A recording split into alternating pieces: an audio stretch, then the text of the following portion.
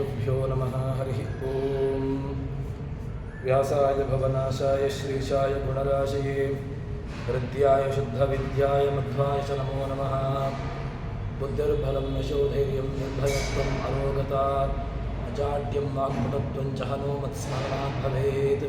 भवति तदभावादेडमो विभागमे जडमतिरभिजन्तुर्जायते प्राज्ञमौलिः सकलवचनचेतो देवता भारती सा मम वचसे धत्तां सन्निधिं मानसे च। तपो विद्याविरक्त्यादिसद्गुणोघाकरानहं वादिराजगुरून् वन्दे हयग्रीवदाश्रयान्।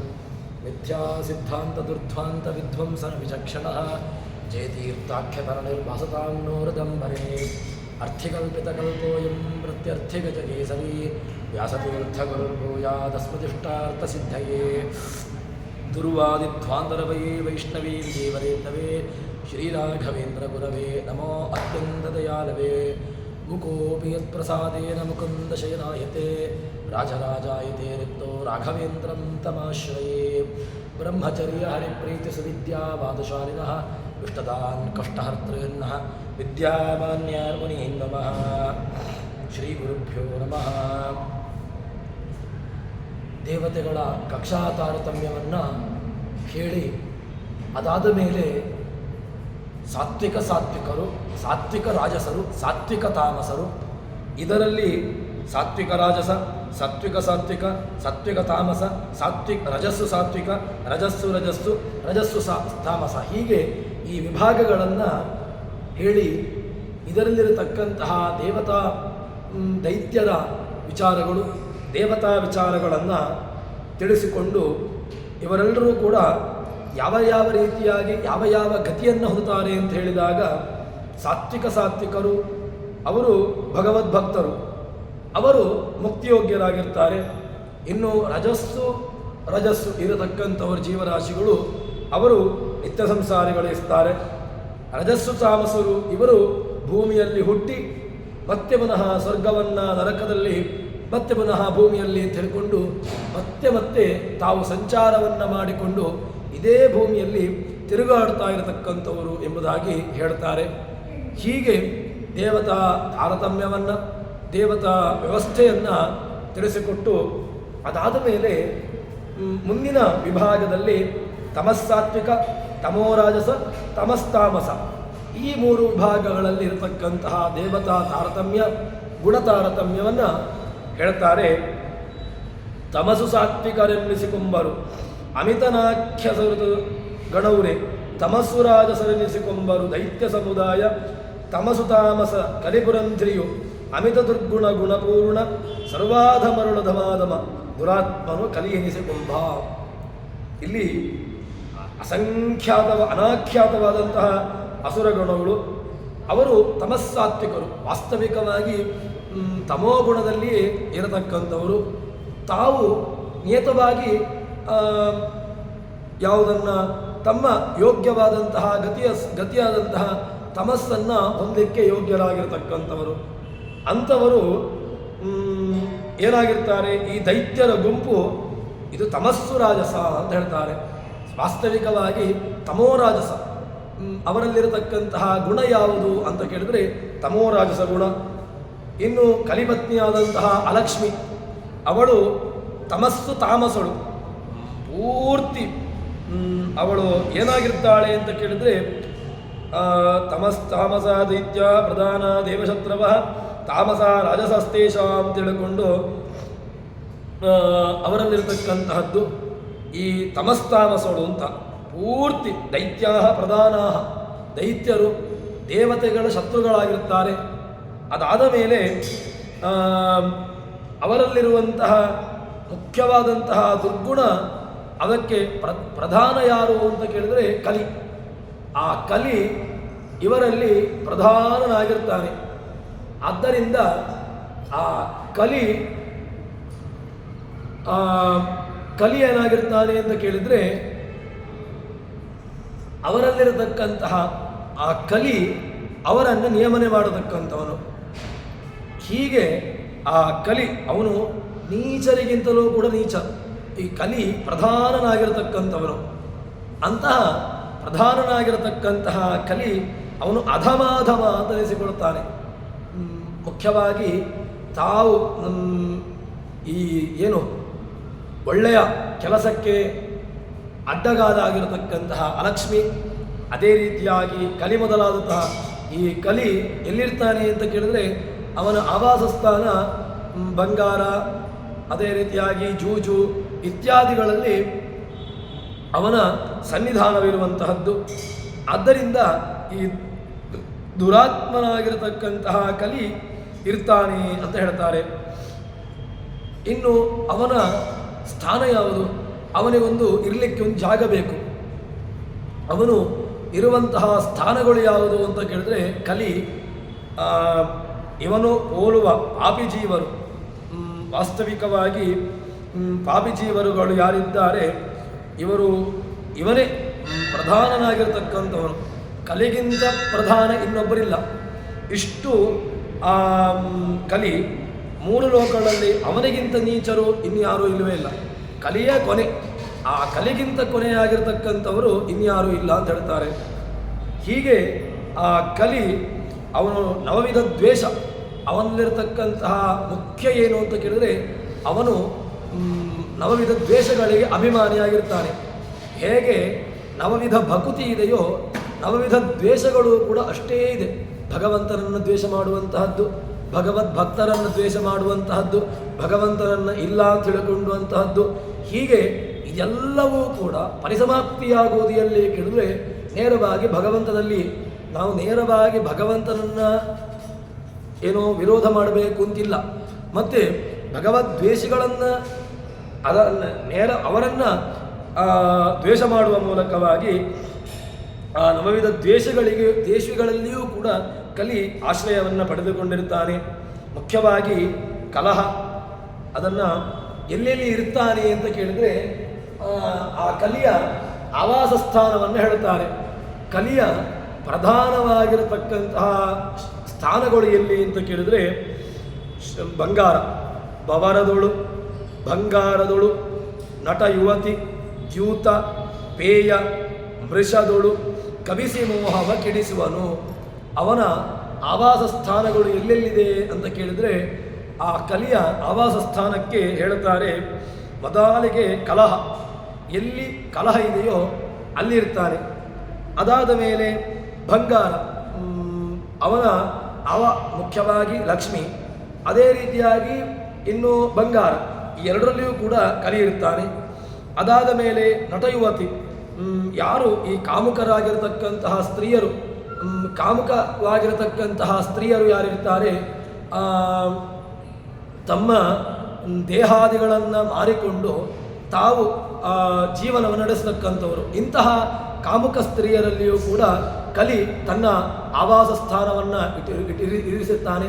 ಅದಕ್ಕೋಸ್ಕರವಾಗಿ ಯಾವುದೋ ಒಂದು ದುಶ್ಚಟಕ್ಕೋಸ್ಕರವಾಗಿ ದುರ್ವ್ಯಸನದಿಂದಾಗಿ ತಮ್ಮ ದೇಹವನ್ನು ಮಾರಿಕೊಂಡು ಆ ರೀತಿಯಾಗಿ ಜೀವನವನ್ನು ನಡೆಸತಕ್ಕಂಥವರು ತಾವು ಯಾರು ಅಲ್ಲಿ ಕಲಿ ಆಶ್ರಯವನ್ನು ಪಡೆದುಕೊಳ್ಳುತ್ತಾನೆ. ಅದಾದ ಮೇಲೆ ಮದ್ಯ, ದ್ಯೂತ, ಪೇ ಹೇಳ್ತಾರೆ. ದ್ಯೂತದಲ್ಲಿ ಈ ಹಣವನ್ನು ಹಾಕಿ ಆಟ ಆಡುವುದರಲ್ಲಿ ಮುಖ್ಯವಾಗಿ ಆ ಕಲಿಯ ಸ್ಥಾನ ಯಾವುದು ಅಂತ ಕೇಳಿದರೆ ದ್ಯೂತ, ಪಗಡೆಯಾಟ. ಹಣವನ್ನು ಹಾಕುವ ಮೂಲಕವಾಗಿ ಯಾವುದೆಲ್ಲ ಏನು ಇದೆಯೋ ಆಟಗಳಿದೆಯೋ ಅದರಲ್ಲಿ ಕಲಿ ತಾನಿರ್ತಾನೆ ಅಂತ ಹೇಳ್ತಾರೆ ದ್ಯೂತದಲ್ಲಿ. ಅದಾದ ಮೇಲೆ ಸುಳ್ಳಿನಲ್ಲಿ ಮೃಷ, ಯಾರು ಸುಳ್ಳನ್ನು ಹೇಳಿಕೊಂಡು ಜೀವನವನ್ನು ನಡೆಸ್ತಾರೆ, ವಾಸ್ತವಿಕವಾದಂತಹ ಅಂಶವನ್ನು ಮರೆತು ವಾಸ್ತವಿಕವಾದಂತಹ ಅಂಶವನ್ನು ಮರೆಮಾಚಿ ಸುಳ್ಳನ್ನು ಹೇಳತಕ್ಕಂಥವರಲ್ಲಿ ಕಲಿ ಇರ್ತಾನೆ. ಅದಾದ ಮೇಲೆ ಮೋಹ ಕವಿಸಿ, ಈ ಸುಳ್ಳಿನಲ್ಲಿ ಅವರನ್ನು ಇರಿಸಿ ತನ್ಮೂಲಕವಾಗಿ ಅವರಿಗೆ ಮೋಹವನ್ನು ಬರೆಸಿ ಅವರಲ್ಲಿರ್ತಾನೆ ಅಂತ ಹೇಳ್ತಾರೆ. ಅದಕ್ಕೆ ಕಲಿಯ ಸ್ಥಾನವನ್ನು ಭಾಗವತ ಹೇಳ್ತದೆ. ಎಲ್ಲಿ ಎಲ್ಲಿ ಕಲಿ ಇರ್ತಾನೆ ಅಂತ ಕೇಳಿದರೆ ದ್ಯೂತಂ ಪಾನಂ ಸ್ತ್ರೀಯಾಸೂನಾ ಯತ್ರಾಧಮಶ್ಚತುರ್ವಿಧ ಪುನಶ್ಚ ಯಾಚಮಾನಾಯ ಜಾತರೂಪ ಮದಾದ್ವಿಭು ತಸ್ಮಾತ್ ತಾರಿನ ಸೇವೇತ ಬುಭೂಷ ಪುರುಷ ಕ್ವಚಿತ್. ಯಾರು ಬುಭೂಷು ಆಗಿರತಕ್ಕಂತಹ ಮೋಕ್ಷವನ್ನು ಪಡೆದುಕೊಳ್ಳಬೇಕು ಎಂಬಂತಹ ಇಚ್ಛೆಯುಳ್ಳವನು ಏನು ಮಾಡಬೇಕು? ದ್ಯೂತದಲ್ಲಿ ತೊಡಗಬಾರ್ದು. ಪಾನಂ, ಕಳ್ಳು ಇತ್ಯಾದಿಗಳ ಪಾನ ಅದನ್ನೇ ಮಾಡಬಾರ್ದು. ಸ್ತ್ರೀಯರ ಮೋಹದಲ್ಲಿ ತೊಡಗಿಸಿಕೊಳ್ಳುವಂತಹದ್ದು ಅಲ್ಲಿಯೂ ಕೂಡ ಇರಬಾರ್ದು. ಸೂನಾಹ, ಕಳ್ಳತನವನ್ನು ಮಾಡುವಂತಹದ್ದು. ಯತ್ರಾಧಮಾಸ್ತು ಚತುರ್ವಿಧಾಹ, ಅಧಮರಾಗಿರ್ತಕ್ಕಂಥವರು. ಪುನಶ್ಚ ಯಾಚಮಾನಾಯ, ಕೇಳತಕ್ಕಂಥವರು. ಇದೆಲ್ಲವೂ ಕೂಡ ಜಾತರೂಪಾಮದಾದುವು, ಇದು ಭಗವಂತ ಕೊಟ್ಟಿರತಕ್ಕಂತಹ ಸ್ಥಾನ ಅವರಿಗೆ ಹೇಳ್ತಾರೆ. ಅದರಿಂದ ದುರ್ಲಕ್ಷಣಗಳಿಂದ ಕಲಿ. ಹೇಗೆ ಉತ್ತಮೋತ್ತಮ ಬ್ರಹ್ಮನು ಅಧಮರಿಗಿಂತ ಅಧಮನು ಕೂಡ ಯಾರು ಅಂತ ಕೇಳಿದ್ರೆ ಅಲ್ಲಿ ಕಲಿಗಿಂತಲೂ ಕೂಡ ಕೆಳಗಿನವನು ಇನ್ಯಾರೂ ಇಲ್ಲ. ಬ್ರಹ್ಮದೇವರಿಗಿಂತ ಉತ್ತಮರು ಯಾರು ಹೇಗಿಲ್ವೋ ಅದೇ ಅಧಮಾಧಮನಕ್ಕಿಂತ ಕಲಿಯೇ ಕೊನೆ. ಕಲಿಗಿಂತ ಮುಂದೆ ಇನ್ನು ಯಾರಾದರೂ ಇದ್ದಾರಾ ಕೇಳಿದರೆ ಕಲಿಯೇ ಕೊನೆಯ ಜೀವರಾಶಿ. ಅವನಿಗಿಂತಲೂ ಕೂಡ ಅಧಮನಾಗಿರತಕ್ಕಂಥವನು ಮತ್ತೊಬ್ಬ ಇರ್ಲಿಕ್ಕೆ ಸಾಧ್ಯ ಇಲ್ಲ ಅಂತ ಹೇಳ್ತಾರೆ. ಆದ್ದರಿಂದ ಈ ದುರ್ಲಕ್ಷಣಗಳಿಂದ ಕೂಡಿರತಕ್ಕಂಥವನು ಕಲಿ ಅಂತ ಹೇಳ್ತಾರೆ. ಇದನ್ನು ಯಾವ ಕಾಲಕ್ಕೂ ಕೂಡ ತಾನು ಮಾಡಬಾರದು. ಅಸುರಾಹ ಕಲಿವರಿಯಂತ ಏವಂ ದುಃಖೋತ್ತರೋತ್ತರ ಕಲಿರ್ ದುಃಖಾಧಿಕಸ್ತೇಷಾಂ ತಪ್ತೇಪ್ಯೇವಂ ಬ್ರಹ್ಮವದ್ಗಣ ಹೇಳ್ತಾರೆ. ಅಸುರಾಹ ಕಲಿಪರ್ಯಂತ, ಅಸುರರಲ್ಲಿ ಕಲಿಪರ್ಯಂತರಾಗಿರ್ತಕ್ಕಂತಹ ಜೀವರಾಶಿಗಳು. ಉತ್ತರೋತ್ತರ ದುಃಖ, ಕಲಿಯಲ್ಲಿ ಕೊನೆಗೆ ದುಃಖ. ಅವನಿಗೆ ದುಃಖ ಅಂತ ಹೇಳಿದ್ರೆ ದುಃಖದಲ್ಲಿ ಅತಿ ದುಃಖ ಯಾರಿಗೆ ಕೇಳಿದ್ರೆ ಕಲಿ. ಇನ್ನು ಅವರಿಗಿಂತ ಮೇಲಿನ ದುಃಖದ ದೈತ್ಯರಿಗೆ, ರಾಕ್ಷಸರಿಗೆ ಅವರವರ ಯೋಗ್ಯತಾನುಸಾರವಾಗಿ ದುಃಖವ ಇರುವಂತಹದ್ದು. ಆದ್ದರಿಂದ ಹೇಗೆ ಕಲಿರ ದುಃಖಾಧಿಕಸ್ತೇಷು, ಕಲಿಯಲ್ಲಿ ಅಧಿಕವಾಗಿರತಕ್ಕಂತಹ ದುಃಖ ಅಂತ ಹೇಳ್ತಾರೆ. ತೇಪ್ಯೇವಂ ಬ್ರಹ್ಮವದ್ಗುಣ, ಬ್ರಹ್ಮನಿಗೆ ಹೇಗೆ ಅವನು ಉತ್ತಮನು, ಅವನಿಗೆ ಸುಖದಲ್ಲಿ ಅತಿಶಯವಾದಂತಹದ್ದು ಬ್ರಹ್ಮನಿಗೆ, ದುಃಖದಲ್ಲಿ ಅತಿಯಾಗಿರತಕ್ಕಂತಹ ದುಃಖ ಯಾರಿಗೆ ಹೇಳಿದರೆ ಕಲಿಗೆ. ಆದ್ದರಿಂದ ಇದನ್ನು ಅರ್ಥ ಮಾಡಿಕೊಳ್ಳಬೇಕು. ಈ ನವವಿಧ ದ್ವೇಷಗಳು, ನವದ್ವೇಷ ಯಾವುದೆಲ್ಲ ಅಂತ ಕೇಳಿದ್ರೆ ಜೀವಾಭೇದೋ ಹರಿಣಾಭ್ಯಾಕೃತೇನ ಸ್ವತಂತ್ರೇಣ ಜ್ಞಾನಾನಂದೈರ್ವಿದು ವಿಷ್ಣು ಸದಾ ಹರಿಗುಣ ನಿತ್ಯ ಹರಿಗುಣಶ್ಚೇತಿ. ಭಗವಂತನನ್ನು ಇದೆಲ್ಲವೂ ಸರಿಯಾಗಿರತಕ್ಕಂತಹ ರೀತಿಯಲ್ಲಿ ಭಗವಂತನನ್ನು ಚಿಂತನೆ ಮಾಡಬೇಕು. ಅದಕ್ಕೆ ಯಾರು ತಮ್ಮನ್ನು ತಾನು ಅರಿತುಕೊಳ್ಳುತ್ತಾನೆ, ಅದನ್ನು ಯಾರು ಸರಿಯಾಗಿ ಉಪಾಸನೆಯನ್ನು ಮಾಡ್ತಾನೆ, ಅವನಿಗೆ ಒಳ್ಳೆಯ ರೀತಿಯಾಗಿರತಕ್ಕಂತಹ ಅನುಗ್ರಹವಾಗ್ತದೆ ಎಂಬುದಾಗಿ ಹೇಳ್ತಾರೆ. ಹೀಗೆ ಹೇಳಿದ ನಂತರ ಮುಂದೆ ಭಗವಂತನ ಸೃಷ್ಟಿಯ ವ್ಯಾಪಾರ, ಜಗತ್ತಿನ ಸೃಷ್ಟಿ ಮಾಡುವಂತಹ ಸಾಮರ್ಥ್ಯ ಯಾರಿಗೆ ಅಂತ ಕೇಳಿದ್ರೆ ಜನ್ಮಾದ್ಯಸ್ಯೇತಃ, ಇಡೀ ಜಗತ್ತಿನ ಜನ್ಮಾದಿ ಯಾರಿಂದ ಅಂತ ಕೇಳಿದ್ರೆ ಭಗವಂತನಿಂದ. ಬ್ರಹ್ಮದೇವರು ಸೃಷ್ಟಿ ಮಾಡ್ತಾರೆ, ರುದ್ರದೇವರು ಅದನ್ನು ಲಯ ಮಾಡ್ತಾರೆ, ಹಾಗಿದ್ರೆ ವಿಷ್ಣುದೇವರು ಅದನ್ನು ಪಾಲಿಸ್ತಾನೆ. ಎಲ್ಲರೊಳಗಿದ್ದುಕೊಂಡು ಅವರವರ ಕರ್ಮವನ್ನು ಮಾಡಿಸುವಂತಹ ಮುಖ್ಯ ಶಕ್ತಿ ಯಾರು ಕೇಳಿದ್ರೆ ಭಗವಂತ. ಇಡೀ ಜಗತ್ತನ್ನು ಸೃಷ್ಟಿಯ ಮಾಡಿ ಅದರ ವ್ಯಾಪಾರ, ಇಡೀ ಜಗತ್ತಿಗೆ ಮುಖ್ಯನಾಗಿ ಸೃಷ್ಟಿಯನ್ನು ಜನ್ಮಾದ್ಯಸ್ಯೇತಃ ಅನ್ವಯಾತ್, ಭಾಗವತ ಹೇಳ್ತದೆ. ಜನ್ಮಾದ್ಯಸ್ಯೇತಃ ಅನ್ವಯಾತ್, ಜನ್ಮಾದಿಗಳು ಯಾರಿಂದನೋ ಅವನು, ಅದು ಯಾರು? ಭಗವಂತ. ಅಂತಹ ಭಗವಂತನ ವ್ಯಾಪಾರವನ್ನು ಹೇಳ್ತಾರೆ. ತ್ರಿವಿಧ ಜೀವ ಪ್ರಕೃತಿಗಳ ಸಗ್ಗಳ ಒಳೆಯಾಣ್ಮಯನು ನಿರ್ಮಿಸಿ ಯುವತವರ ಒಡಗೂಡಿ ಕ್ರೀಡಿಸುವನು ಕೃಪಾಸಾಂದ್ರ. ಭಗವಂತ ಮೂರು ವಿಧವಾದಂತಹ ಜೀವರಾಶಿಗಳು, ಸಾತ್ವಿಕ ಜೀವರಾಶಿಗಳು, ರಾಜಸ ಜೀವರಾಶಿಗಳು, ತಾಮಸ ಜೀವರಾಶಿಗಳು ಅಂತ ಹೇಳಿಕೊಂಡು ಮೂರು ವಿಧವಾದಂತಹ ಜೀವರಾಶಿಗಳನ್ನು ಸೃಷ್ಟಿ ಮಾಡ್ತಾನೆ. ಸೃಷ್ಟಿ ಮಾಡಿ ಏನು ಮಾಡ್ತಾನೆ ಅಂತ ಕೇಳಿದ್ರೆ ತನ್ನ ಮಡದಿಯಾಗಿರತಕ್ಕಂತಹ ಲಕ್ಷ್ಮೀದೇವಿ, ಆ ಲಕ್ಷ್ಮೀದೇವಿ ಸದಾ ನಿರಂತರವಾಗಿ ಜೊತೆಗಿರತಕ್ಕಂಥವಳು. ಲಕ್ಷ್ಮೀದೇವಿ ಭಗವಂತನನ್ನು ಬಿಟ್ಟಿರೋದಿಲ್ಲ, ಭಗವಂತ ಲಕ್ಷ್ಮೀದೇವಿಯನ್ನು ಬಿಟ್ಟಿರೋದಿಲ್ಲ. ಹೀಗೆ ಜೊತೆಗಿದ್ದುಕೊಂಡು ಇರತಕ್ಕಂಥವನು. ಇಂತಹ ಭಗವಂತ ರಮಾದೇವಿಯಿಂದ ಕೂಡಿಕೊಂಡು ವಿಹಾರವನ್ನು ಮಾಡ್ತಾನೆ. ಆ ವಿಹಾರವನ್ನು ಮಾಡ್ತಾ ಏನಾಗಿದ್ದಾನೆ ಕೇಳಿದ್ರೆ ಕೃಪಾ ಸಾಂದ್ರ. ಅಂತಹ ಭಗವಂತ ಕರುಣಾ ಸಮುದ್ರ. ಅವನಲ್ಲಿರತಕ್ಕಂತಹ ಕರುಣೆ ಅದು ಸಾಮಾನ್ಯವಾದದ್ದಲ್ಲ. ಕರುಣೆಯಲ್ಲಿ ಸಮುದ್ರ ಅಂತಿರತಕ್ಕಂಥವನು ಅಂತಹ ಭಗವಂತ ಶಿವಸಖ ಏನಾಗಿದ್ದಾನೆ? ದಿವಿಜದಾನವರ ತಾರತಮ್ಯದ ವಿವರ. ಭಗವಂತ ರುದ್ರದೇವರಿಗೆ ಸಖನಾಗಿರ್ತಾನೆ. ದೇವದಾನವರ ತಾರತಮ್ಯವನ್ನು ಸರಿಯಾಗಿ ತಿಳ್ಕೊಳ್ಬೇಕು. ಯಾಕೆ ಅಂತ ಕೇಳಿದರೆ ದೇವತೆಗಳಲ್ಲಿರುವಂತಹ ತಾರತಮ್ಯ ಹೇಗೆ ಮೋಕ್ಷಕ್ಕೆ ಪೂರಕನೋ ಅದೇ ರೀತಿಯಾಗಿ ದೈತ್ಯರಲ್ಲಿರತಕ್ಕಂತಹ ತಾರತಮ್ಯವೂ ಕೂಡ ಅದು ಬೇಕು. ಯಾಕೆ ಅಂತ ಕೇಳಿದರೆ ದೇವತಾ ತಾರತಮ್ಯ ಒಂದೇ ಸಾಕು, ದೈತ್ಯರ ತಾರತಮ್ಯ ಬೇಡ ಇಲ್ಲ. ದೇವತಾರತಮ್ಯವೂ ಹೇಗೆ ಅವಶ್ಯಕನೋ ದೈತ್ಯರ ತಾರತಮ್ಯವೂ ಕೂಡ ಅದೇ ರೀತಿಯಾಗಿ ಅವಶ್ಯಕ. ದೇವತೆಗಳ ತಾರತಮ್ಯವೂ ಅವಶ್ಯಕ, ದೈತ್ಯರಲ್ಲಿರತಕ್ಕಂತಹ ತಾರತಮ್ಯವೂ ಕೂಡ ಅವಶ್ಯಕ. ಎಲ್ಲರೂ ದೈತ್ಯರು ಒಂದೇ ಅಂತ ಇಲ್ವೇ ಇಲ್ಲ. ದೈತ್ಯರಲ್ಲಿ ಕೊನೆಯಾಗಿರ್ತಕ್ಕಂಥವನು ಕಲಿ.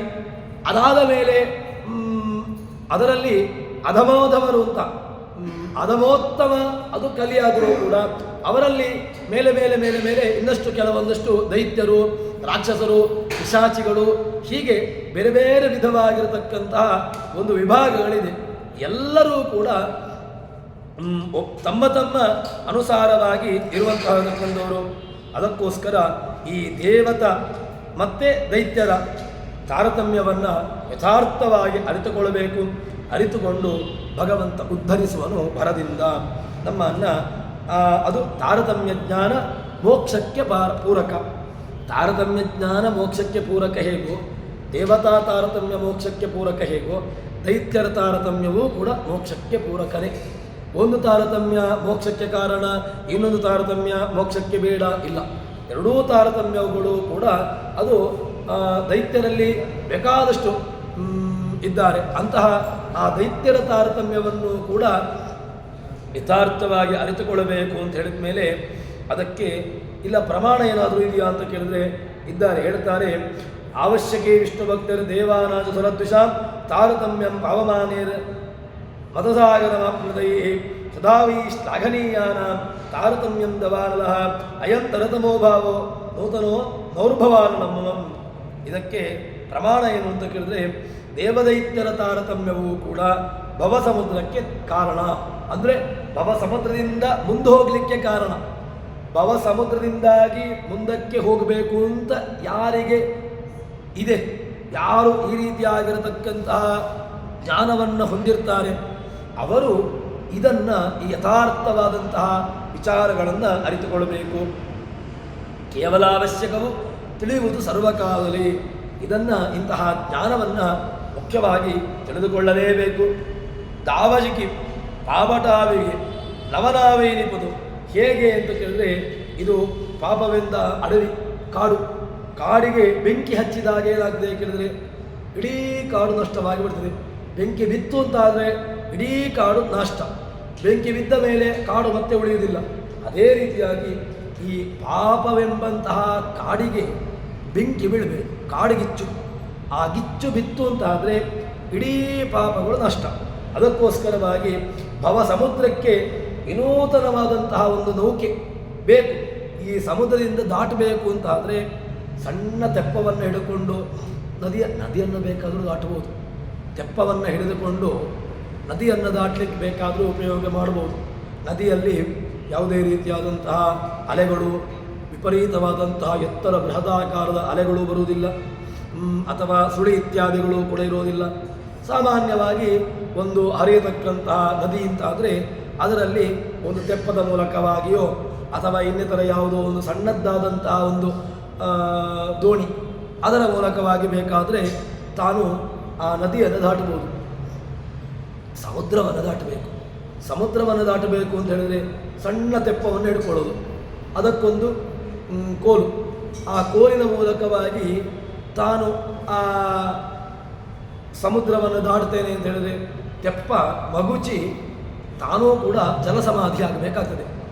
ಹಾಗಿದ್ದರೆ ಸಮುದ್ರ ದಾಟಬೇಕು ಅಂತ ಅಂದರೆ ಸಮುದ್ರವನ್ನು ದಾಟಲಿಕ್ಕೆ ಬೇಕಾಗಿರ್ತಕ್ಕಂತಹ ಏನು ಉಪಕರಣ, ಏನು ಸಾಮಗ್ರಿ, ಏನು ವ್ಯವಸ್ಥೆ, ಅದನ್ನೇ ಆಶ್ರಯಿಸಬೇಕು. ಇನ್ನು ನದಿಯನ್ನು ದಾಟಬೇಕು ಅಂದರೆ ಬೃಹದಾಕಾರದ ಹಡಗನ್ನು ತಂದು ನದಿಯಲ್ಲಿ ದಾಟ್ತೇನೆ ಅಂತ ಹೇಳಿದರೆ ನದಿಯಲ್ಲಿ ಬರಲಿಕ್ಕೂ ಸಾಧ್ಯ ಇಲ್ಲ, ಅದು ಹೋಗೋದೂ ಇಲ್ಲ. ಹಾಗಿದ್ದರೆ ಆಯಾಯ ವ್ಯವಸ್ಥೆಗೆ ಬೇಕಾದಂತಹದ್ದನ್ನು ಅರಿತುಕೊಳ್ಳಬೇಕು. ಅದೇ ರೀತಿಯಾಗಿ ಈ ಭವ ಸಮುದ್ರ, ಇದೊಂದು ಸಮುದ್ರ. ಭವ ಎಂಬುದು ಏನಾಗಿದೆ? ಸಮುದ್ರ. ಸಮುದ್ರದಲ್ಲಿ ಅಲೆಗಳು, ಷಡೂರ್ಮಿಗಳು ಮೇಲೆ ಮೇಲೆ ಮೇಲೆ ಮೇಲೆ, ಆರೋತರೆಯಾನು ಉಡಂಬಿಗ ಮೇಲೆ ಮೇಲೆ ಮೇಲೆ ಬರ್ತಾ ಇದೆ. ಒಂದೊಂದು ವರ್ಧತೆ, ಛಾಯತೆ, ಪರಿಣಮತೆ, ಅಪಕ್ಷೀಯತೆ ಅಂತ ಹೇಳಿಕೊಂಡು ಒಂದೊಂದು ಅಲೆಗಳು ಕೂಡ ಮೇಲಿಂದ ಮೇಲೆ ಮೇಲಿಂದ ಮೇಲೆ ಬರ್ತದೆ. ಕಾಮ, ಕ್ರೋಧ, ಮೋಹ, ಲೋಭ, ಮದ, ಮತ್ಸರ, ಒಂದಕ್ಕೊಂದು ಒಂದು ಮುಗೀತು ಅಂತಾಗುವಾಗ ಮತ್ತೊಂದು, ಒಂದು ಮುಗೀತು ಅಂತಾಗುವಾಗ ಮತ್ತೊಂದು, ಮೇಲಿಂದ ಮೇಲೆ ಮೇಲಿಂದ ಮೇಲೆ ಬರ್ತಾ ಹೋಗ್ತದೆ. ಇದನ್ನು ದಾಟಬೇಕು ಅಂತಾದರೆ ಅದಕ್ಕಿರತಕ್ಕಂತಹ ಮಾರ್ಗ ವಾಯುದೇವರ ಮಾರ್ಗ. ವಾಯುದೇವರ ಮಾರ್ಗದ ಮೂಲಕವಾಗಿ ದೇವರನ್ನು ಸೇರಬೇಕು. ಹಾಗಿದ್ದರೆ ಯಾರನ್ನ ಆಶ್ರಯ ಪಡಬೇಕು, ಆಶ್ರಯಿಸಬೇಕು? ಆಶ್ರಯ ಯಾರು ಬೇಕು ನಮಗೆ ಅಂತ ಕೇಳಿದರೆ ಮುಖ್ಯನಾಗಿರತಕ್ಕಂತಹ ಭಗವಂತ. ಅವನನ್ನು ಆಶ್ರಯ ಪಡೆದುಕೊಂಡು ಅವನನ್ನು ನಾವು ಅವನನ್ನು ಗಟ್ಟಿಯಾಗಿ ಹಿಡಿದುಕೊಂಡು ವಾಯುದೇವರ ಮತ, ವಾಯುದೇವರ ಶಾಸ್ತ್ರ, ವಾಯುವಿನ ಶಾಸ್ತ್ರವನ್ನು ಅನುಸರಿಸುವ ಮೂಲಕವಾಗಿ ಅದರಲ್ಲಿ ನಾವು ಸಮುದ್ರದಲ್ಲಿ ಹೋಗಬೇಕು. ಭವ ಸಮುದ್ರದಲ್ಲಿ ದಾಟಬೇಕು ಅಂತಾದರೆ ಈ ಒಂದು ನೌಕೆ ಬೇಕು. ತನ್ಮೂಲಕವಾಗಿ ನೌಕೆಯಲ್ಲಿ ಹೋಗುವುದಿಲ್ಲಿಗೆ ಕೇಳಿದರೆ ಡೆಸ್ಟಿನೇಷನ್ ಅದು ಭಗವಂತನನ್ನು ಹೊಂದುವುದು. ಭಗವಂತನನ್ನು ಸೇರುವಿಕೆಯೇ ಅದೇ ನಮಗೆ ವೈಕುಂಠ ಲೋಕ. ಆ ವೈಕುಂಠ ಲೋಕದ ಗಮನಕ್ಕೆ ಇದು ಸೋಪಾನ ಅಂತ ಹೇಳ್ತಾರೆ. ಹಾಗಿದ್ರೆ ಇದನ್ನು ಯಥಾರ್ಥವಾಗಿ ಅರಿತುಕೊಂಡು ತಾರತಮ್ಯ ಜ್ಞಾನ, ತಾರತಮ್ಯದ ಯಥಾರ್ಥವಾದಂತಹ ಚಿಂತನೆ, ಅದರ ಅನುಸಂಧಾನ, ದೇವತಾ ತಾರತಮ್ಯ, ದೈತ್ಯರ ತಾರತಮ್ಯ ಎಲ್ಲವನ್ನೂ ಕೂಡ ಸರಿಯಾಗಿ ಉಪಾಸನೆ ಮಾಡುವ ಮೂಲಕವಾಗಿ ವೈಕುಂಠಾದೇ ಸೋಪಾನಂ ಇದು ಜ್ಞಾನೇ ಮುಚ್ಚತೆ. ಇದಕ್ಕಿರತಕ್ಕಂತಹ ಸೋಪಾನ ಆ ಭಗವಂತನ ಜ್ಞಾನ, ದೇವತಾ ಜ್ಞಾನ, ತಾರತಮ್ಯ ಜ್ಞಾನ. ಇದನ್ನು ತಿಳ್ಕೊಂಡವನು ಅವನು ಜ್ಞಾನಿಯಾಗ್ತಾನೆ. ವಿಮೋಚ್ಯತೆ, ಅವನಿಗೆ ಮೋಕ್ಷವಾಗ್ತದೆ, ಮುಕ್ತಿಯನ್ನು ಹೊಂದುತ್ತಾನೆ ಅಂತ ಹೇಳ್ತಾರೆ. ತಾರತಮ್ಯಂ ತಥೋ ಜ್ಞೇಯಂ ಸರ್ವೋಚ್ಚಕೈ ಹರೇ ತದಾ ಯದದ್ವಿನಾನಸ್ಯಾಪಿ ಮುಕ್ತಿ ಸ್ಯಾತ್ ಕದಂಚನ. ನಿಮಗೆ ಮುಕ್ತಿಯಾಗಬೇಕು ಅಂತಾದರೆ ಯದದ್ವಿನಾನಸ್ಯಾಪಿ, ನೀನು ಭಗವಂತನನ್ನು ಸರಿಯಾಗಿ ದೇವತಾ ತಾರತಮ್ಯವನ್ನು ತಿಳ್ಕೊಂಡಿ ಅಂತಾದರೆ ನಿನಗೆ ನೇರವಾಗಿ ಮುಕ್ತಿ. ಅದಕ್ಕೆ ದ್ವಾರ, ತಾರತಮ್ಯ ಜ್ಞಾನ ಏನಾಗಿದೆ ಕೇಳಿದರೆ ದ್ವಾರ ಆಗಿದೆ. ದ್ವಾರ ಬೇಕು, ಹೋಗಬೇಕು ಅಂತಾದರೆ ದ್ವಾರ ಬೇಕಲ್ವ? ದ್ವಾರವೇ ಮುಚ್ಚಿದ್ರೆ ಹೋಗುವುದಿಲ್ಲಿಗೆ, ಹೋಗುವಂತಹ ಸ್ಥಾನ ಹೇಗೆ? ಅದಕ್ಕೋಸ್ಕರವಾಗಿ ಹೋಗತಕ್ಕಂತಹ ಸ್ಥಾನ ಇದನ್ನು ಸರಿಯಾಗಿ ಅರಿತುಕೊಳ್ಳಬೇಕು. ಸರಿಯಾಗಿ ತಿಳ್ಕೊಂಡು ತನ್ಮೂಲಕವಾಗಿ ಯಾರು ಅವನನ್ನು ನೋಡ್ತಾನೆ ಆವಾಗ ಭಗವಂತನನ್ನು ಸೇರ್ಲಿಕ್ಕೆ ಸಾಧ್ಯ. ತಾರತಮ್ಯ ಜ್ಞಾನ ಮುಕ್ತಿದ್ವಾರ ಏನಿಪದು, ತಾರತಮ್ಯದ ಜ್ಞಾನ ಏನಿದೆ ಮುಕ್ತಿದ್ವಾರ. ಭಕ್ತ ಜನರಿಗೆ ಯಾರು ದೇವರನ್ನು ಉಪಾಸನೆ ಮಾಡ್ತಾನೆ, ಯಾರು ದೇವರ ಭಕ್ತನಿದ್ದಾನೆ ಅವನಿಗೆ ಅದು ಉಪಕಾರ, ಮುಕ್ತಿದ್ವಾರ. ಕೋರಿ ತೋರಿ ಕೇಳಿ ಸುಖಾಪ್ತಿಗಳು ಅವನನ್ನು ನೋಡಬೇಕು ಅಂತಾದರೆ ಆ ಜ್ಞಾನಿಗಳಾದವರು ಏನು ಮಾಡಬೇಕು ಅಂತ ಕೇಳಿದರೆ ಆನಂದದ ಆಗರದಲ್ಲಿ ತೇಲಾಡಬೇಕು.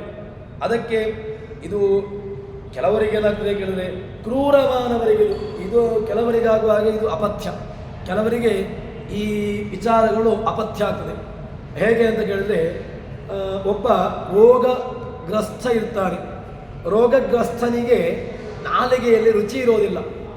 ನಾಲಿಗೆಯಲ್ಲಿ ರುಚಿ ಇಲ್ಲದಿದ್ದಾಗ ಅವನಿಗೆ ನೀವು ಏನು ಬೇಕಾದರೂ ಕೊಡಿ, ಒಳ್ಳೆಯ ಸಿಹಿಯಾದಂತಹ ಪದಾರ್ಥವನ್ನೇ ಕೊಡಿ, ಅವನಿಗೆ ಅದೇನಾಗಿರ್ತದೆ ಕೇಳಿದರೆ ಅಪಥ್ಯ ಆಗಿರ್ತದೆ.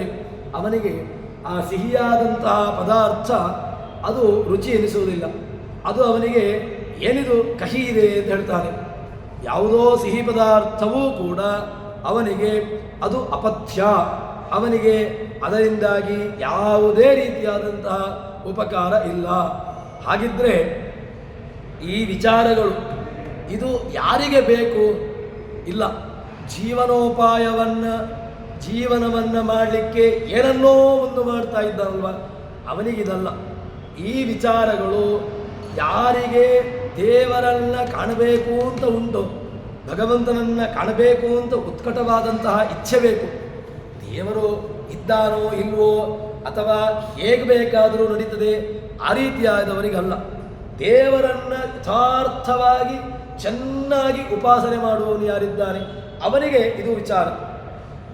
ಅವನಿಗೆ ಕ್ರೂರಮಾನವರಿಗೆ ಇದು ಕರ್ಣಕಠೋರ ಎನಿಪದು ನಿತ್ಯದಲ್ಲಿ ಅಧಿಕಾರಿಗಳಿದ ಜನರು. ಅದಕ್ಕೋಸ್ಕರ ಇದನ್ನು ಯಾರು ಅಧಿಕಾರಿಗಳಿದ್ದಾರೆ ಅವರಿಗೆ ಇದನ್ನು ಹೇಳಬೇಕು. ಇಲ್ಲ ಕುತರ್ಕವನ್ನು ಮಾಡುವವರು ತಮ್ಮದೇ ಸರಿ ಅಂತ ಹೇಳಿಕೊಂಡು ತಮ್ಮದೇ ಮೊಂಡುವಾದವನ್ನು ಯಾರು ಮಾಡ್ತಾರಲ್ವ ಅವರಿಗೆ ಇದು ಮಾತಲ್ಲವೇ ಇಲ್ಲ. ಈ ವಿಚಾರಗಳು ದೇವತಾ ವಿಚಾರಗಳು ಇದು ಮೊಂಡುವಾದವನ್ನು ಮಾಡುವವರಿಗಲ್ಲವೇ ಅಲ್ಲ.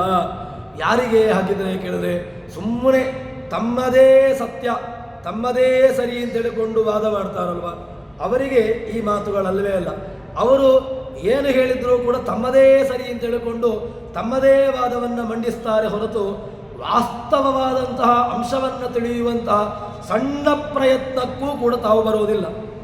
ಅದನ್ನೇ ಹೇಳ್ತಾರೆ, ಅಧ್ಯೇತವ್ಯಮಿದಂ ಶಾಸ್ತ್ರಂ ಶ್ರೋತವ್ಯಂಚ ಪ್ರಯತ್ನತಃ ಭಕ್ತೇಭ್ಯಶ್ಚ ಪ್ರದಾತವ್ಯಂ ಧಾರ್ಮಿಕೇಭ್ಯ ಪುನಃ ಪುನಃ ತಸ್ಮಾದಿದಂ ಶ್ರಾತ್ತಂ ಶ್ರೋತವ್ಯಂ ಚ ಸದೈವೈ ಕುತರ್ಕಧಾವದಗ್ಧೇಭ್ಯೋ ಪ್ರದಾತವ್ಯಂ ಕಥಂಚನ. ಒಳ್ಳೆಯ ಮಾತು ಈ ಕುತರ್ಕಿಗಳು. ಅಧ್ಯೇತವ್ಯಮಿದಂ ಶಾಸ್ತ್ರಂ, ಶಾಸ್ತ್ರವನ್ನು ಅಧ್ಯೇತವ್ಯ, ಇದು ಅಧ್ಯೇತವ್ಯ ಅಂತ ಹೇಳಿದ್ರೆ ಅಲ್ಲಿ ಏನು ಯಾವ ಪ್ರತ್ಯಯವನ್ನು ಲೆಬಂತ ಪ್ರತ್ಯಯವನ್ನು ಹಾಕಿದ್ದಾರೆ. ಅಧ್ಯೇತವ್ಯಂ ಏವ ಅಂತ ಅರ್ಥ. ಅಂದರೆ ಅಧ್ಯಯನ ಮಾಡದೆ ಬೇರೆ ವಿಧಿ ಇಲ್ಲವೇ ಇಲ್ಲ ಅಂತ ಅರ್ಥ. ನಿನಗೆ ಅಧ್ಯಯನ ಮಾಡದೆ ಇಲ್ಲರಿ ಹೇಗೆ ಬೇಕಾದರೂ ನಡೀತದೆ, ಜೀವನೋಪಾಯಕ್ಕೆ ಏನೋ ಒಂದು ಕಲಿತಿದ್ದೇನೆ ಸಾಕು, ಅದನ್ನು ಇಟ್ಟುಕೊಂಡು ನಾನು ಜೀವನ ಮಾಡ್ತೇನೆ, ಇದು ಅಂಥವರಿಗಲ್ಲ. ಇದು ಹೇಗಾಗ್ತದೆ ಕೇಳಿದ್ರೆ, ನನ್ನ ಜೀವನಕ್ಕೆ ಏನೋ ಒಂದು ಕಲಿತಿದ್ದೇನೆ, ಏನೋ ಒಂದು ಸಾಕು, ಏನೋ ನನ್ನ ಮನೆ, ನನ್ನ ಹೆಂಡತಿ, ನನ್ನ ಮಕ್ಕಳನ್ನು ಸಾಕಿಕೊಂಡು ಹೋಗಲಿಕ್ಕೆ ಸಾಕಿದು, ನಾನು ಕಲಿತಂತಹ ಏನು ಜ್ಞಾನ ಉಂಟಲ್ವ ಇದಿಷ್ಟು ಸಾಕು, ಮುಂದಿನ ಜನ್ಮದಲ್ಲಿ ನೋಡುವ ಯೋಗ್ಯತೆಯನ್ನು ಭಗವಂತ ಕೊಟ್ಟರೆ ಅಧ್ಯಯನ ಮಾಡ್ತೇನೆ ಅಂತ ಹೇಳಿಕೊಂಡು ದೇವರ ಮೇಲೆ ಹಾಕಿಬಿಡೋದು. ದೇವರು ಈ ಕಾಲದಲ್ಲಿ ಕೊಟ್ಟಿದ್ದಾರೆ, ನನಗೆ ಯೋಗ್ಯತೆಯನ್ನೇ ಕೊಟ್ಟಿಲ್ಲ, ದೇವರು ಯೋಗ್ಯತೆಯನ್ನು ಕೊಟ್ಟರೆ ಅಲ್ವ, ಕೊಟ್ಟ ಮೇಲೆ ನೋಡುವ ಅಧ್ಯಯನ ಮಾಡ್ತೇನೆ. ಈಗ ನಾವೇ ತೀರ್ಮಾನ ಮಾಡುವುದು, ಅಧ್ಯಯನ ಮಾಡುವಂತಹ ಯೋಗವನ್ನು ಭಗವಂತ ಕೊಟ್ಟಿಲ್ಲ ಹೇಳಿಕೊಂಡು ಆ ನೆಲೆಯಲ್ಲಿ ಚಿಂತನೆಯನ್ನು ಮಾಡಿಕೊಂಡು ಅಧ್ಯಯನ ಮಾಡುವುದಿಲ್ಲ. ಆದ್ದರಿಂದ ಇದು ಅಧ್ಯೇತವ್ಯಮಿದಂ, ಇದನ್ನು ಏನು ಹೇಳ್ತಾರೆ, ಅಧ್ಯೇತವ್ಯಮೇವ, ಏವಕಾರವನ್ನು ಅಲ್ಲಿ ಅಧ್ಯಾಹಾರ ಮಾಡಿಕೊಳ್ಬೇಕು. ಅಧ್ಯಾಹಾರ ಮಾಡಿಕೊಂಡಾಗ ಏನಾಗ್ತದೆ ಕೇಳಿದ್ರೆ, ಏವ ಮಾಡಲೇಬೇಕು, ಮಾಡದೆ ಬೇರೆ ವಿಧಿ ಇಲ್ಲ ಅಂತ ಅರ್ಥ. ಶ್ರೋತವ್ಯಂಚ ಪ್ರಯತ್ನತಃ, ಇನ್ನೊಂದು ಪ್ರಯತ್ನ ಏನು ಗೊತ್ತುಂಟ, ಶ್ರೋತವ್ಯಮೇವ, ನೀನು ಏವಕಾರವನ್ನು ಅನ್ವಯ ಮಾಡಿಕೊ. ಶ್ರೋತವ್ಯಂಚ ಪ್ರಯತ್ನತಃ, ನೀನು ಹೇಗೆ ಅಧ್ಯಯನ ಮಾಡ್ತೀಯೋ ಪ್ರಯತ್ನಪೂರ್ವಕವಾಗಿ ಅದನ್ನು ಶ್ರವಣ ಮಾಡಲೇಬೇಕು. ಶ್ರವಣ ಮಾಡದೆ ಇಲ್ಲ ಬೇರೆ ಮಾರ್ಗ ಉಂಟಾ, ಇಲ್ಲ, ಅದು ಸಾಧ್ಯವೇ ಇಲ್ಲ. ಶ್ರೋತವ್ಯಮೇವ ಭಕ್ತೇಭ್ಯಶ್ಚ ಪ್ರದಾತವ್ಯಂ, ಇದನ್ನು ಕೊಡಬೇಕು.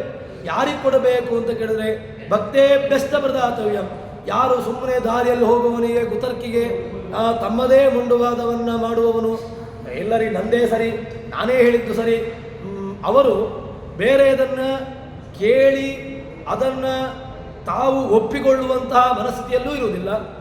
ಅಲ್ಲ, ಇದನ್ನು ಇನ್ನೊಬ್ಬರು ಸರಿಯಾಗಿ ಹೇಳ್ತಾರೆ ಅಂತ ಹೇಳಿಕೊಂಡು ಆ ರೀತಿಯಾಗಿ ಒಪ್ಪಿಕೊಳ್ಳುವ ಮನಸ್ಥಿತಿಯಲ್ಲೂ ಇರುವುದಿಲ್ಲ. ಅಂಥವರಿಗೆ ಇದು ಹೇಳಿದ್ದೇ ಅಲ್ಲ. ನೀನು ಮುಖ್ಯವಾಗಿ ಯಾವುದನ್ನು ನೀನು ಒಪ್ಪಿಕೊಳ್ಳಬೇಕು ಅಂತ ಕೇಳಿದರೆ, ಯಾರಿಗೆ ಜಿಜ್ಞಾಸೆ ಇದೆ, ಆರ್ತೋ ಜಿಜ್ಞಾಸುರರ್ಥಾರ್ಥಿ, ಕೃಷ್ಣ ಹೇಳ್ತಾನಲ್ವ, ಕೊಡಬೇಕು. ಯಾರ್ಯಾರಿಗೆ ಹೇಳಬೇಕು ಅಂತ ಕೇಳಿದರೆ, ಆರ್ತೋ ಜಿಜ್ಞಾಸುರರ್ಥಾರ್ಥಿ, ಇದೆಲ್ಲ ಲಕ್ಷಣಗಳು. ಆರ್ಥ, ಜಿಜ್ಞಾಸು, ಅರ್ಥಾರ್ಥಿ. ಕೃಷ್ಣನ ಒಂದೊಂದು ಮಾತುಗಳು ಕೂಡ ಅದು ಎಥೆಂಟಿಕ್ ಆಗಿರತಕ್ಕಂತಹ ಮಾತುಗಳು. ನಮಗೆ ಏನಾಗಿದೆ ಕೇಳಿದರೆ, ಕೃಷ್ಣನ ಮಾತುಗಳು ಅಲರ್ಜಿ ಆಗಿಬಿಟ್ಟಿದೆ. ನಮಗೆ ಕೃಷ್ಣನ ಮಾತುಗಳೂ ಬೇಡ, ಕೃಷ್ಣನ ಮಾತುಗಳನ್ನು ಕೇಳುವ ಅಂತ ಹೇಳಿದ್ರೆ ಅದಕ್ಕೂ ಪುರುಸೋತಿಲ್ಲ, ಕೃಷ್ಣನ ಮಾತನ್ನು ಸ್ವಯಂ ನಾವೇ ನೋಡುವ ಅಂತ ಹೇಳಿದ್ರು ಅದಕ್ಕೂ ಆಗುವುದಿಲ್ಲ. ಇದೆಲ್ಲವೂ ಕೂಡ ನಮ್ಮ ಲಕ್ಷಣ. ಅದಕ್ಕೋಸ್ಕರ ಸುಲಾಭದಲ್ಲಿ ಹೇಳತಕ್ಕಂತಹದ್ದು ಅಧ್ಯೇತವ್ಯಂ, ಶ್ರೋತವ್ಯಂ, ಮತ್ತೆ ಭಕ್ತೇಭ್ಯಶ್ಚ ಪ್ರದಾತವ್ಯಂ ಏವ. ನಮಗೆ ಏನಾಗಿರ್ತದೆ ಅಂತ ಕೇಳಿದ್ರೆ, ನಮಗೆ ಜೀವನೋಪಾಯಕ್ಕೆ ಒಂದು ಸಾಕ್ರಿ ಒಂದು ಉಂಟು. ನಾವು ನಮ್ಮ ಪ್ರಾರಬ್ಧಕ್ಕೋಸ್ಕರವಾಗಿ ಇದೊಂದು ಏನೋ ಒಂದು ಮಾಡ್ತಾ ಇದ್ದೇವೆ. ಏನಾಗಿದೆ ಕೇಳಿದ್ರೆ, ನಮ್ಮ ಗ್ರಾಚಾರ, ಹೆಂಡತಿ ಮಕ್ಕಳನ್ನು ಕಟ್ಟಿಕೊಂಡಿದ್ದೇವೆ. ಹೆಂಡತಿ ಮಕ್ಕಳನ್ನು ಕಟ್ಟಿಕೊಂಡ ಮೇಲೆ ಏನಾಗಿದೆ ಕೇಳಿದ್ರೆ, ರಥವನ್ನು ಎಳ್ಕೊಂಡು ಹೋಗಬೇಕು. ರಥವನ್ನು ಎಳ್ಕೊಂಡು ಹೋಗಬೇಕು ಅಂತಾದರೆ ಬೇಕಲ್ವ, ಏನಾದರೂ ಒಂದು ಹೊಟ್ಟೆಗೊಂದು ದಾರಿ ಬೇಕಲ್ವ. ನಮಗೆ ಹೊಟ್ಟೆಲಿದ್ದರೂ ಕೂಡ ನಮ್ಮನ್ನು ನಂಬಿಕೊಂಡು ಬಂದವರಿಗೊಂದು ಅದು ಹೊಟ್ಟೆಗೆ ಹಾಕ್ತೇನೆ ಅಂತ ಹೇಳಿಕೊಂಡು ಪ್ರತಿಜ್ಞೆ ಮಾಡಿದ್ದೇವಲ್ವ. ಅದಕ್ಕಾದರೂ ಕೂಡ ಒಂದು ಪ್ರಾರಬ್ಧ ಕಟ್ಟಿಕೊಂಡಿದೆ. ಈ ಒಂದು ನಿಯಮದಿಂದಾಗಿ ಏನಾಗಿದೆ ಕೇಳಿದ್ರೆ, ಒಂದು ಕಟ್ಟುಪಾಡಲ್ಲಿ ಬಿದ್ದು ಬಿಟ್ಟಿದ್ದೇವೆ. ಈ ಕಟ್ಟುಪಾಡುಗಳು ನಮ್ಮನ್ನು ಗ್ರಾಚಾರಕ್ಕೆ ನಾವು ಏನು ಹೇಳಿದ್ದಲ್ವ, ಒಂದು ರೀತಿಯಾಗಿ ತೊಳೆದಾಟ ಸಂಕಟದಲ್ಲಿ ಇದ್ದೇವೆ. ಅದಕ್ಕೋಸ್ಕರ ಹೇಳತಕ್ಕಂತಹ ಮಾತು ಧಾರ್ಮಿಕೇಭ್ಯ, ಯಾರಿಗೆ ಧಾರ್ಮಿಕತನ ಇದೆ. ಧಾರ್ಮಿಕತನ ಅಂತ ಹೇಳಿದ್ರೆ ಇದು ಧರ್ಮನಿಷ್ಠರು ಅಂತ ಹೇಳಿದ್ರೆ, ನಾವು ವೈದಿಕವಾಗಿರತಕ್ಕಂತಹ ವೃತ್ತಿಯಲ್ಲವರು, ವೈದಿಕ ವೃತ್ತಿಯಲ್ಲಿರೋರು ಎಲ್ಲರೂ ಕೂಡ ಧಾರ್ಮಿಕರು ಅಂತ ಹೇಳಿದ್ರೆ ಹೇಳಬೇಕು ಅಂತಿಲ್ಲ, ಅದು ಆಗಬೇಕು ಅಂತ ಇಲ್ಲ. ವೈದಿಕ ವೃತ್ತಿಯಲ್ಲಿರುವವರು ಧಾರ್ಮಿಕರಾಗಬೇಕು ಅಂತಿಲ್ಲ. ವೈದಿಕ ವೃತ್ತಿಯಲ್ಲಿ ಇಲ್ಲ ಅಂತಾದರೆ ಅವನು ಧಾರ್ಮಿಕ ಅಲ್ಲ ಅಂತ ಹೇಳಲಿಕ್ಕೆ ಬರೋದಿಲ್ಲ. ಹಾಗಿದ್ರೆ ಧಾರ್ಮಿಕತ್ವಂ ಕಿಮ್ ಅಂತ ಹೇಳಿದ್ರೆ, ಧಾರ್ಮಿಕತ್ವಂ ಲಕ್ಷಣ ಅಂತ ಹೇಳಿದ್ರೆ ಅವನಲ್ಲಿ ಧರ್ಮನಿಷ್ಠೆ ಇರಬೇಕು. ಧರ್ಮನಿಷ್ಠೆ, ವೈದಿಕ ವೇಷ ಇದ್ದುಕೊಂಡ ತಕ್ಷಣ ಅವನು ಧಾರ್ಮಿಕ ಅಂತೂ ಆಗೋದಿಲ್ಲ. ವೈದಿಕ ವೇಷ ಇಲ್ಲ ಅಂತಾದ್ರಿಂದಾಗಿ ಅವನು ಧಾರ್ಮಿಕ ಅಲ್ಲ ಅಂತ ಹೇಳಿಕ್ಕೆ ಬರೋದಿಲ್ಲ. ಹಾಗಿದ್ರೆ ಧಾರ್ಮಿಕತನ ಎಂಬುದು, ಧರ್ಮನಿಷ್ಠೆ ಎಂಬುದು ಯಾವುದು ಅಂತ ಕೇಳಿದ್ರೆ, ಇದು ಅಂತಃಸತ್ವ ಒಳಗಿರತಕ್ಕಂತಹ. ಇದನ್ನು ಯಥಾರ್ಥವಾಗಿ ಚಿಂತನೆ ಮಾಡಿದಾಗ ಅರ್ಥವಾಗುವಂತಹದ್ದು. ಶಾಸ್ತ್ರಗಳು ನಮಗೆ ಹೇಳುವಂತಹದ್ದು ಸೂಚನೆ. ಒಂದು ಸಣ್ಣ ಮಾತನ್ನು ಹೇಗೆ ಕೊಡ್ತಾರೆ ಅಂತ ಕೇಳಿದ್ರೆ, ಏನೋ ಒಂದು ಸಣ್ಣ ಹೇಳಿದಲ್ಲ ಕ್ಯಾಪ್ಸೂಲ್ಗಳು. ಈ ಕ್ಯಾಪ್ಸೂಲ್ಗಳಲ್ಲಿ ಏನಿರ್ತದೆ ಅಂತ ಕೇಳಿದ್ರೆ, ಆ ಕ್ಯಾಪ್ಸೂಲ್ ಎಂಬುದು ಏನೂ ಇಲ್ಲ, ಅದು ಒಳಗಡೆ ಕವರ್. ಅದರ ಒಳಗಡೆ ಏನಿರ್ತದೆ ಕೇಳಿದ್ರೆ, ಆ ಕ್ಯಾಪ್ಸೂಲಿನ ಒಳಗಡೆಗೆ ಮದ್ದಿರುವಂತಹದ್ದು. ಆ ಕ್ಯಾಪ್ಸೂಲನ್ನು ಆದರೆ ಆ ಕ್ಯಾಪ್ಸೂಲ್ ತಗೊಂಡ ತಕ್ಷಣ ಒಳಗಡೆ ಹೋಗ್ತದೆ. ಆ ಒಳಗಡೆಯಿಂದಾಗಿ ಅದು ತನ್ನ ಕಾರ್ಯವನ್ನು ಆರಂಭ ಮಾಡುವಂಥದ್ದು ಕ್ಯಾಪ್ಸೂಲ್ಗಳು, ಮಾತ್ರೆಗಳು. ಇದು ಕೂಡ ಅದೇ ರೀತಿಯಾಗಿ ನಿಮಗೆ ಈ ಧಾರ್ಮಿಕತನ ಎಂಬುದು ಏನು ಗೊತ್ತುಂಟ, ಅದೊಂದು ಮದ್ದು, ಅದೊಂದು ಮೆಡಿಸಿನ್, ಅದೊಂದು ಟ್ಯಾಬ್ಲೆಟ್. ಈ ಟ್ಯಾಬ್ಲೆಟ್ ತಗೊಳ್ಬೇಕು. ಟ್ಯಾಬ್ಲೆಟ್ ತಗೊಂಡ ತಕ್ಷಣ ಏನಾಗ್ತದೆ ಕೇಳಿದ್ರೆ, ಒಳಗಿನಿಂದ ಕಾರ್ಯವಾಗ್ತದೆ. ಒಳಗಿನಿಂದ ಕಾರ್ಯ ಆಗಬೇಕು ಅಂತಾದರೆ ಅದಕ್ಕೆ ಮದ್ದು ಯಾವುದು? ಈ ಕ್ಯಾಪ್ಸೂಲ್ಗಳನ್ನು ಕೊಡಬೇಕು, ಟ್ಯಾಬ್ಲೆಟ್ ಕೊಡಬೇಕು, ಮೆಡಿಸಿನ್ ಕೊಡಬೇಕು.